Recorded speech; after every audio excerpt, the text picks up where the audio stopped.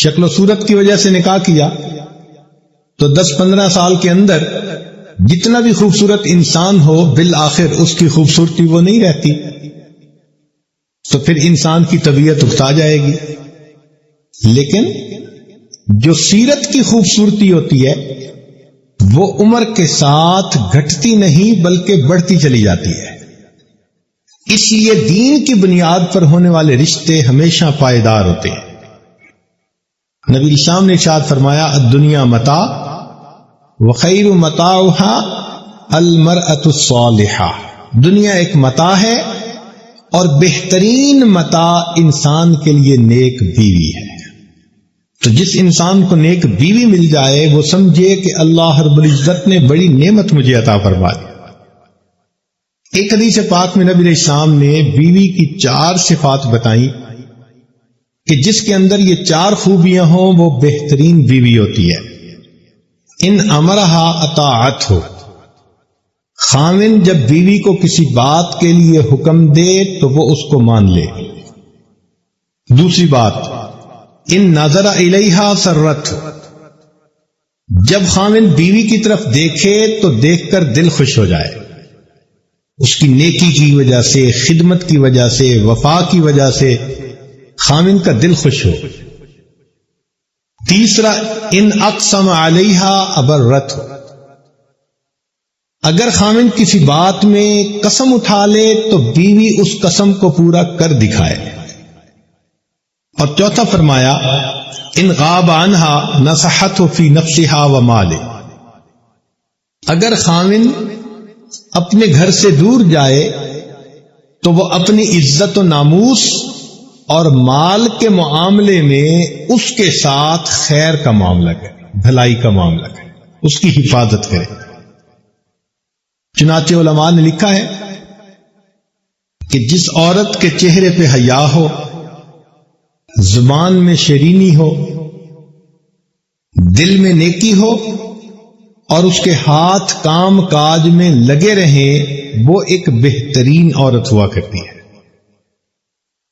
جس طرح ایک خاوند بیوی میں صفتوں کو تلاش کرتا ہے تو بچی والوں کو چاہیے کہ وہ خاوند کے اندر بھی صفات کو دیکھیں۔ ایک بہترین خاوند کون ہوتا ہے؟ سیدنا رسول اللہ صلی اللہ علیہ وسلم کے 2 داماد، سیدنا عثمان غنی رضی اللہ تعالیٰ عنہ اور سیدنا علی رضی اللہ تعالیٰ عنہ۔ آپ ان دونوں کی شخصیتوں کو دیکھ لیں تو آپ کو پتہ چل جائے گا کہ اچھے داماد کے پیرامیٹرز کیا ہوتے ہیں۔ دونوں وہ شخصیتیں تھیں جن کے پاس علم تھا۔ آج کے زمانے میں علم انسان کے لیے ایک ضروری صفت ہے۔ اللہ تعالیٰ جاہل سے انسان کی حفاظت فرمائے کہ جاہل بندے کا کوئی پتہ نہیں چلتا کہ چھوٹی سی بات پہ کیا ریئیکٹ کر جائے گا، اس میں انسرٹینٹی بہت زیادہ ہوتی ہے،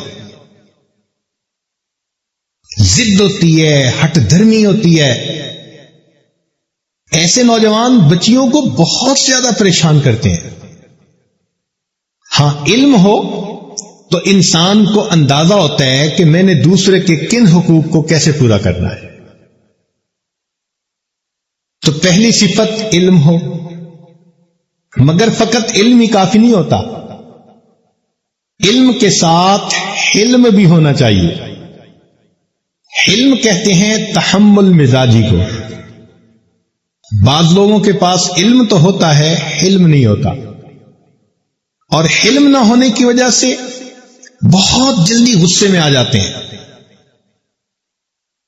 اس قدر انسٹنٹینیس ان کا ریئیکشن ہوتا ہے کہ انسان حیران ہوتا ہے، مس بیہیو کرتے ہیں دوسرے کے ساتھ۔ تو پھر علم تو ہے مگر علم نے فائدہ نہیں دیا۔ اس لیے علم کے ساتھ حلم کا ہونا بھی ضروری۔ اللہ تعالیٰ نے قرآن مجید میں ایک آیت میں دونوں صفتوں کو اکٹھا استعمال کیا، وَقَانَ اللَّهُ عَلِيمًا حَلِيمًا، اللہ تعالیٰ علیم بھی ہے اور حلیم بھی ہے۔ جس شوہر کے اندر حلم ہوگا اس کی بیوی کی زندگی پھولوں کی سیج کی مانند ہوگی. حلم کہتے ہیں کہ کوئی بھی چیز ہو تو انسان اس کے اوپر ریئیکٹ کرنے میں تھوڑا ڈیلے کرے، سوچے، پھر اس کا جواب دے. مجھے ایک مرتبہ ایک ملک میں جانے کا موقع ملا. وہاں پر ایک میاں بیوی دونوں پی ایچ ڈی تھے. ان میں 22 سال کی ایسوسی ایشن کے بعد، میرج کے بعد آپس میں سپریشن ہو گئی. اور سپریشن کس وجہ سے ہوئی؟ ایک چھوٹی سی بات. خاوند ذرا دیر سے اٹھا اور دفتر جلدی جانا تھا، میٹنگ تھی. تو جب وہ جانے لگا واش روم میں تو کوئی اسے یوز کر رہا تھا. اس نے برش کرنا تھا تو اس نے کچن کے شینک کے اندر برش کر لیا اور دفتر چلا گیا. بیوی صاحبہ نے جب دیکھا تو اس کو یہ بات ناپسند آئی. دفتر سے خاوند واپس آیا تو بیوی نے اس سے آرگومنٹ شروع کر دیے. آپ کے اندر سوفسٹیکیشن نہیں ہے، آداب نہیں ہے، آپ کو نہیں پتا کہ کچن کے شینک کے اندر اس طرح برش نہیں کرنا چاہیے.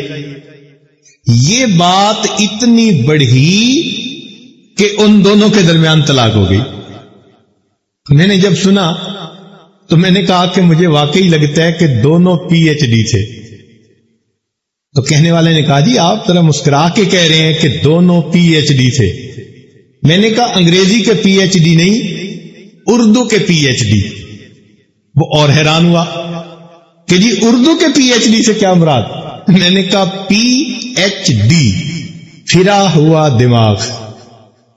وہ دونوں پھرے ہوئے دماغ تھے. اتنی بھی سمجھ نہیں کہ 22 سال کی ایسوسی ایشن ہے، اس کا بھی کوئی ویٹ ہوتا ہے. چھوٹی سی بات پہ آپس میں طلاق کا ہو جانا یہ کتنی بے وقوفی کی علامت ہے. علم کی کمی کی وجہ سے ایسے واقعات پیش آتے ہیں.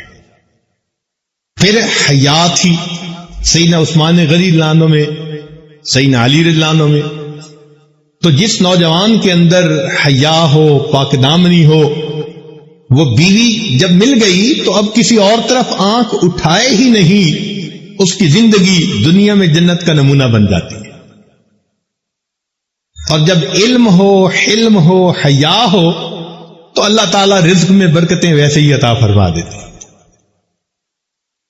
دنیا نے میاں بیوی کے تعلق کو ایکسپلین کرنے کے لیے بڑی بڑی کتابیں لکھی، بڑے اقوال کہے، لیکن کوئی قول ایسا نہیں تھا کہ جو میاں بیوی کے ایگزیکٹ تعلق کو صحیح معنوں میں بیان کر سکے. کسی نے کہا میاں بیوی ایک گاڑی کے 2 پہیے ہیں. اب پہیے سے یہ تو سمجھ میں آتی ہے کہ خوشی غم انہوں نے برابر برداشت کرنا ہے، لیکن جو محبت کا تعلق ہے اس کا تو اندازہ نہیں ہوتا. کسی نے کچھ کہا، کسی نے کچھ کہا. قرآن مجید نے ایک لفظ کے ذریعے میاں بیوی کے تعلق کو سمجھا دیا. فرمایا ہن لباس لکم وانتم لباس لہن، کہ وہ تمہارا لباس ہیں، تم ان کا لباس ہو.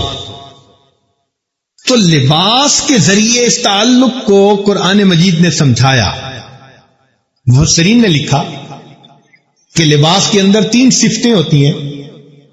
ایک تو وہ انسان کے عیوب کو ڈھانپ لیتا ہے، جو چھپانے والے اعضاء ہیں ان کو چھپا لیتا ہے. تو میاں بیوی کا تعلق بھی ایسا کہ بیوی کی وجہ سے خاوند کی غلطیوں پہ پردہ پڑ جاتا ہے اور خاوند کی وجہ سے بیوی کے اوپر پردہ پڑ جاتا ہے. وہ ایک دوسرے کی حفاظت ہوتی ہے. شادی نہ ہو تو یہ نوجوان بھی کوتاہیاں کر بیٹھے گا، یہ بچی بھی محفوظ نہیں رہے گی. نکاح نے دونوں کو ایک دوسرے کا محافظ بنا دیا. تو ایک تو یہ صفت ہوتی ہے، اور دوسرا لباس سے انسان کو زینت ملتی ہے.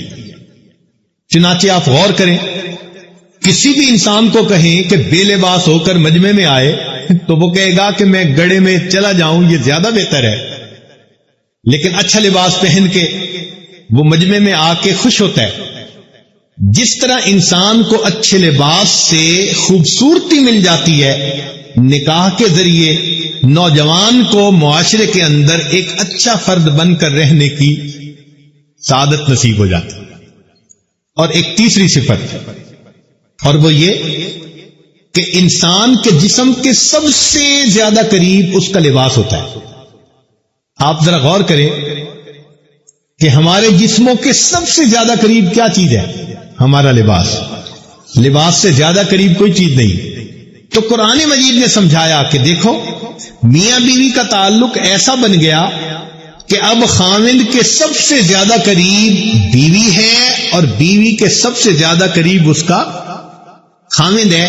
یہ ایسا تعلق ہے کہ ان کے درمیان کوئی چیز حائل اور رکاوٹ نہیں ہو سکتی۔ ایک لفظ کے اندر قرآن مجید نے کتنی بڑی کہانی کو بیان کر دیا۔ یہ قرآن مجید کا اعجاز ہے۔ نبی علیہ السلام نے ارشاد فرمایا، خیرکم خیرکم لأہلہ، تم میں سے سب سے زیادہ اچھا انسان وہ ہے جو تم میں سے اپنے اہل خانہ کے لیے بہتر ہے۔ تو انسان کی اچھائی کا اندازہ اس کے کاروبار سے نہیں لگائیں گے، اس کے دوستوں کی محفل سے نہیں لگائیں گے، اس کی شکل سے نہیں لگائیں گے۔ حدیث پاک کے مطابق انسان کی اچھائی کا اندازہ اس کے ان اخلاق سے لگائیں گے جو اپنے گھر والوں کے ساتھ وہ اختیار کرتا ہے۔ اگر وہ ایک اچھا خاوند ہے، اچھا باپ ہے، تو اس کا مطلب ہے کہ واقعی وہ ایک اچھا انسان ہے جو زندگی گزار۔ خیرکم خیرکم لأہلہ، تم میں سے سب سے بہتر وہ ہے جو تم میں سے اپنے اہل خانہ کے لیے سب سے بہتر ہے۔ اسی حدیث پاک میں آتا ہے کہ انسان اللہ کے راستے میں جو خرچ کرتا ہے وہ صدقہ ہوتا ہے، لیکن جو اپنے بیوی بچوں پر، اہل خانہ پر خرچ کرتا ہے وہ بہترین صدقہ کہلاتا ہے، اس پر بہترین صدقے کا اجر ملتا ہے۔ تاہم ایک اچھا گھر بننے کے لیے میاں بیوی کے درمیان الفت و محبت کا تعلق ہونا انتہائی ضروری۔ کہا گیا کہ house is built by hands but home is built by hearts. جب اینٹیں جڑتی ہیں مکان بن جاتے ہیں، اور جب دل آپس میں ملتے ہیں تو گھر آباد ہو جائے کرتے ہیں۔ تو جب میاں بیوی کے درمیان آپس میں الفت و محبت ہوگی تو گھر آباد ہو جائے۔ ایک اصول ہے کہ انسان ہے، غلطی بھی کر بیٹھتا ہے، دوسرے کی بات کو مس انڈرسٹینڈ بھی کر سکتا ہے۔ تو ایسی صورت میں بندے کو ذرا دل بڑا رکھنا ہوتا ہے۔ میاں بیوی ازدواجی زندگی اچھی گزرے، اس کے لیے انسان کے اندر کچھ کلیئرنس، ٹالرنس ہونی چاہیے، کچھ قوت برداشت ہونی چاہیے۔ بہت ہی چھوٹی سی بات پر اگر انسان بات کا بتنگڑ بنا لے تو زندگی کبھی کامیاب نہیں گزرتی۔ آپ غور کیجئے، آج کل مشینی دور ہے، جب بھی کوئی مشین بناتے ہیں تو اس کے پارٹس کے آپس میں فٹ ہو کر چلنے کے لیے کچھ اصول ہیں، ان کو کلیئرنس ٹالرنس کہتے ہیں۔ ایک شیفٹ کے اوپر اگر بیرنگ نے فٹ ہونا ہے تو شیفٹ کا سائز اتنا اور بیرنگ کا سائز اتنا، اس میں کچھ 1000 کا فرق ہوتا ہے۔ اگر یہ کلیئرنس ٹالرنس نہ ہو تو نہ مشین فٹ ہو سکتی ہے نہ چل سکتی ہے۔ بالکل اسی طرح اگر میاں بیوی کے درمیان آپس میں کلیئرنس ٹالرنس بالکل ہی زیرو ہو جائے، نہ ان کی گاڑی چل سکتی ہے نہ وہ اچھی زندگی گزار سکتے ہیں۔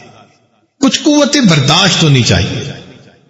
اس لیے کہتے ہیں کہ to run a big show one should have a big heart. ایک بڑی زندگی گزارنے کے لیے پھر دل بھی بڑا ہونا چاہیے۔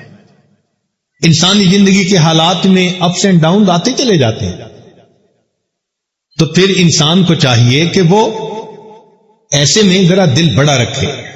بلکہ کہنے والوں نے تو کہا کہ high winds blow on high mountains, جتنے بلند پہاڑ ہوتے ہیں ان کے اوپر آندھیاں بھی اتنی تیز چلا کرتی ہے۔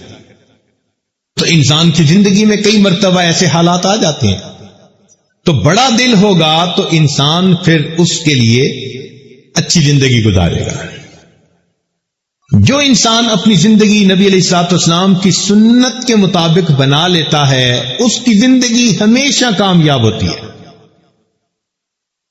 جہاں ہم سنت پر عمل کرنے میں چوکتے ہیں وہیں پر نقصان اٹھا بیٹھتے ہیں. چنانچہ ایک مرتبہ کراچی کا ایک نوجوان کپل تھا، ان کا ایک تعلق تھا اس عاجز کے ساتھ. انہوں نے فون کیا کہ جی ہماری شادی کو 3 سال ہو گئے، ہماری طبیعتیں ایک دوسرے سے بالکل ہی نہیں ملتی، ہر وقت گھر کے اندر آرگومنٹس چلتے رہتے ہیں، اور ہم دونوں اس نتیجے پر پہنچے ہیں کہ اچھا ہے کہ ہم اپنے ماں باپ کو بتا دیں تاکہ ہمارے درمیان جدائی ہو جائے، طلاق ہو جائے. میں نے انہیں کہا کہ آپ اپنے اس ڈیسیژن کو ڈیفر کر دیں ایٹ لیسٹ 6 منتھ کے لیے. انہوں نے کہا ٹھیک ہے، ہم نے تو آپ کو بتایا اسی لیے کہ آپ ہمیں گائیڈ کریں. اب میں نے جب ان دونوں کی ذرا باتیں سنی تو تھوڑی دیر میں نے فگر آؤٹ کر لیا کہ اصل مسئلہ کیا ہے. مسئلہ یہ تھا کہ ان دنوں کوئی ٹیکس کا مسئلہ تھا، فارم فل کرنے تھے، تو پورے ملک کے اندر ہڑتالیں چل رہی تھیں، مارکیٹیں بند آ رہی تھیں ہفتوں مہینوں کے حساب سے. وہ بچہ کاروبار کرتا تھا اور اس نے کہیں پیمنٹ دینی تھی. اب جب کاروبار ہی نہیں چلتا تو اس کو ملے گا کیا؟ وہ روز ٹینس ہوتا اور اسی ٹینشن کی حالت میں گھر آتا تو بیوی جب دیکھتی کہ بہت سیریس ہے اور بالکل دھیان ہی نہیں دے رہا، وہ سمجھتی کہ شاید میں اسے اچھی نہیں لگتی، تو وہ اس کے ساتھ بحث میں الجھ جاتی. چنانچہ میاں بیوی آپس میں بہت ہی پریشان تھے. اب میں نے اس خاوند کو ایک نصیحت کی. میں نے کہا دیکھو بھائی، ایک نبی علیہ الصلوۃ والسلام کی سنت ہے اور آپ اس سنت پر عمل نہیں کر رہے، آپ اس پر عمل کر لیجئے. اس نے کہا جی بتائیں. میں نے بتایا کہ سیدہ عائشہ صدیقہ رضی اللہ تعالی عنہا کی روایت ہے، فرماتی ہیں کہ نبی علیہ الصلوۃ والسلام جب بھی گھر میں داخل ہوتے تھے ہمیشہ مسکراتے چہرے کے ساتھ آتے تھے اور اہل خانہ کو سلام کیا کرتے تھے. یہ نبی علیہ الصلوۃ والسلام کی سنت مبارکہ ہے. تو میں نے کہا کہ بھئی آپ جب دفتر کو لاک کیا کریں نا تو دفتر کی جتنی وریز ہیں، دفتر کے جتنے غم ہیں، ان کو اندر ڈال کے باہر سے تالا لگا دیا کریں اور گھر آیا کریں تو فریش آیا کریں. اب کاروبار اگر نہیں چل رہا تو بیوی کا قصور تو نہیں ہے نا، وہ بیچاری 2 گھنٹے سے کھانا پکا کے بیٹھی ہوئی ہے کہ خامد آئے گا تو مل کے کھانا کھائیں گے، اور خامد صاحب آتے ہیں تو ان کا منہ بنا ہوا ہوتا ہے، کاروبار اچھا نہیں. تو why she should be penalised for that? بیوی کو کیوں اس کی سزا ملے بھائی؟ آؤ تو سنت مبارکہ پر عمل کرو، مسکراتے چہرے کے ساتھ آؤ. اس نے کہا جی میں سنت پہ عمل کروں گا. پھر میں نے بیوی کو سمجھایا کہ دیکھو ہمارے اکابر جو تھے ان کی زندگیوں میں یہ بات ملتی ہے کہ جب بھی وہ گھر سے نکلنے لگتے تھے تو بیویاں دروازے تک ان کو الوداع کرتی تھیں اور دعائیہ کلمات کہتی تھیں، فی امان اللہ، فی حفظ اللہ، کوئی نہ کوئی دعائیہ کلمہ کہتی تھیں اللہ کی امان میں. اور جب خامد واپس آتا تھا تو بیوی جتنی مصروف ہوتی تھی ایک لمحے کے لیے اپنے وقت کو فارغ کر کے اپنے خامد کو گریٹ کرتی تھی، اس کو السلام علیکم کا جواب دیتی تھی مسکرا کے. تو میں نے اس عورت کو کہا کہ بھئی آپ بھی اس پر عمل کرو کہ خامد جب بھی گھر آئے جتنا بھی کام میں مصروف ہیں آپ آدھے منٹ کے لیے اس کام سے اپنے آپ کو فارغ کر کے جسٹ اپنے خامد کو سلام کا جواب دیں مسکرا کر. اس نے کہا جی ٹھیک. اب بتائیے، اتنی چھوٹی سی بات ان کو بتائی. کوئی 3 مہینے کے بعد فون آیا، دونوں کہنے لگے کہ جی ہمیں تو لگتا ہے کہ یہ 3 مہینے ہم نے ہنی مون کنڈیشن میں گزارے ہیں. خامد جب